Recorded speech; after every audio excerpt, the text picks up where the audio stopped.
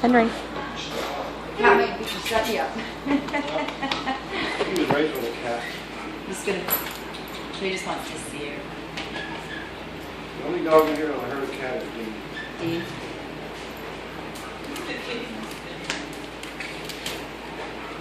Pop, pop.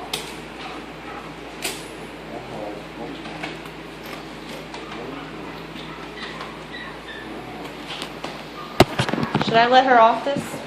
I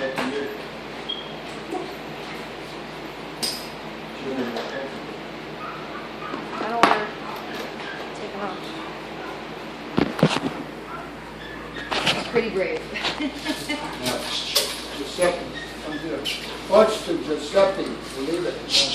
Watch, don't watch to.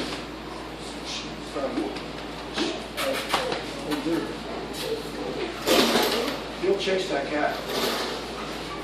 I don't know if it's for fun or play. Sometimes he's a dog that wants to play. If he's got a She's handler, watching. he's got a true leader. Ivy. It's not. If he's got a true leader, he won't do that. He won't dog fight. He'll mess with the cat. But if he has a weak leader, that's what dogs do. They pick up on a person weak and then they take over. Their instincts take over. If he's got a leader, somebody to guide him, and say, hey, leave my cats alone, and somebody's going to correct him, he's going to fight. If he doesn't, somebody's going to talk to him and try to talk him out of it. It ain't going to work. But he's focused way too much for my comfort.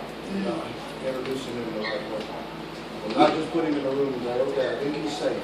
We've had this dog 6 months for he's gonna pee.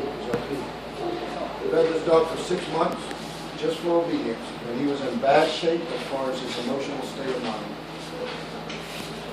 It's much better now, don't Mark? Oh, yeah.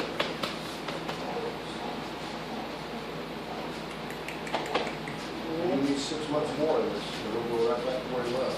His face is brighter, his eyes are brighter, he's happier. And he was enough when it was very cold and stopped.